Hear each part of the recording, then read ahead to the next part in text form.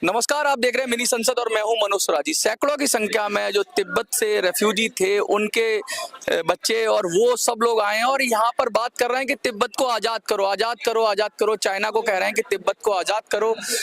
दलाई लामा की बात कर रहे हैं किस तरह से पूरी दुनिया में शांति का संदेश तिब्बत के लोग फैला रहे हैं और कह रहे हैं हमें आज़ादी चाहिए और इंडिया की सुरक्षा के लिए अगर कोई ज़रूरी है तो वो तिब्बत की आज़ादी बहुत ज़रूरी है।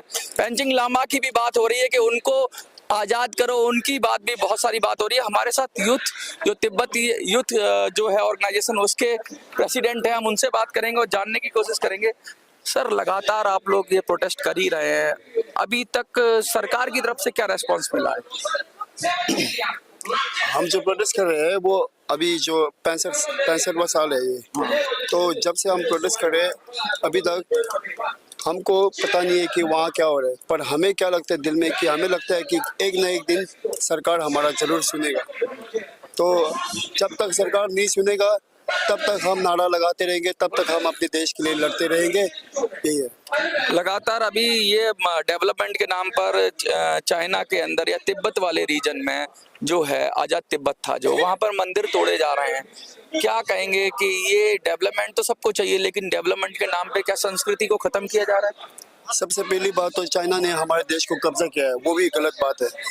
और जो है वो मोनेस्ट्रीज वगैरह से वो 65 साल से तोड़ रहे हैं। जो अभी रिसेंट केस है, हमारा एक जगह है खम देगे करके, वहाँ में एक डैम बनाने के लिए बहुत ही पूरा दो गांव को तबाह कर रहे हैं। वो ऊपर से उसमें बहुत सारे मोनेस्ट्रीज है, सबको वो तबाह कर रहे हैं। तो ये डेवलपमेंट के करना अच्छी बात है, पर डेवलपमेंट के चक्कर में दूसरों का घर बर्बाद करना, दूसरों को मारना, ये बहुत बड़ी गलत बात है। दलाई लामा जी अब बुजुर्ग हो गए हैं और पेंचिंग लामा की बहुत बात हो रही है।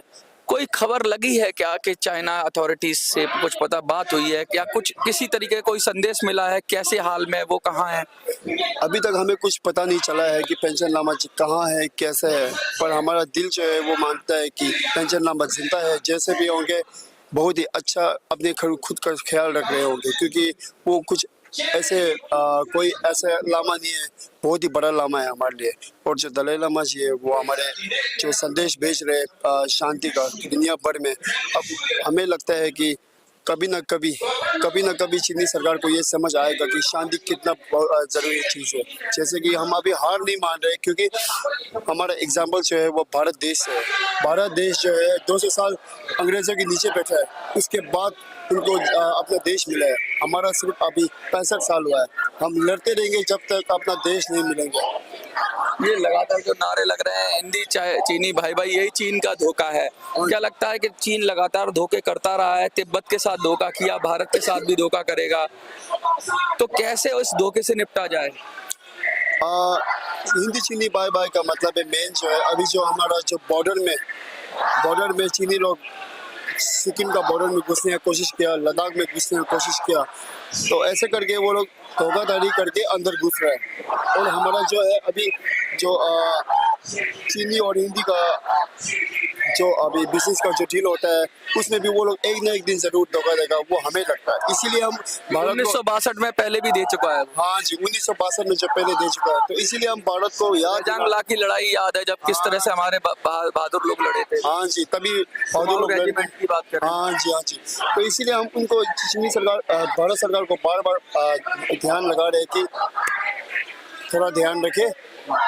देखिए लगातार ये कह रहे हैं ये युवा है, शायद भारत में ही इनका जन्म हुआ हो, क्योंकि बहुत सारे लोग जब आए थे दलाई लामा के साथ तो उस समय 65 साल की बात कर रहे हैं, उस समय पहले की बात बता रहे हैं। लेकिन अभी भी वो आग जो चिंगारी है, जो आज़ादी की आग है, वो लोग बुझने नहीं दिए। नई पीढ़ी आ गई है, युवा आ गए हैं, लेकिन लगातार जोर से नारा लगा रहे हैं। भारत के अंदर जंतर मंतर की भूमि से नारा जा रहा है, तो चाइना के कान तक पड़ना चाहिए।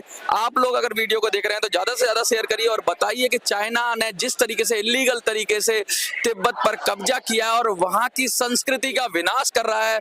वहां बौद्ध है, तिब्बत पूरा बौद्ध एरिया था, और जो लामा जी का जो जिस तरह से चलता था सिस्टम, उसको भी उन्होंने मुश्किल करने की कोशिश की, और उसको भी कोशिश कर रहे हैं कि उसको दुविधा में डालने की। चाहे पेंचिंग लामा की बात हो कि लगातार वो अभी भी पता नहीं कहाँ है, और लोग उनको दिलों में जिंदा रखे हुए हैं, और ये दिलों की जो आग है ये धीरे धीरे बढ़ रही है और युवा पीढ़ी में आ रही है। ऐसा नहीं है कि ये लोग भूल गए हैं, ना ये पेंचिंग लामा को भूले हैं, ना ये तिब्बत को भूले हैं, और ना ये भूले हैं कि चीन ने धोखा दिया है। और उस धोखे का जवाब ये भारत सरकार से कह रहे हैं कि सावधान हो जाइए और चीन के खिलाफ जो भी हो सकता है करिए, लेकिन तिब्बत को आजाद करिए। देखते रहिए मिनी संसद।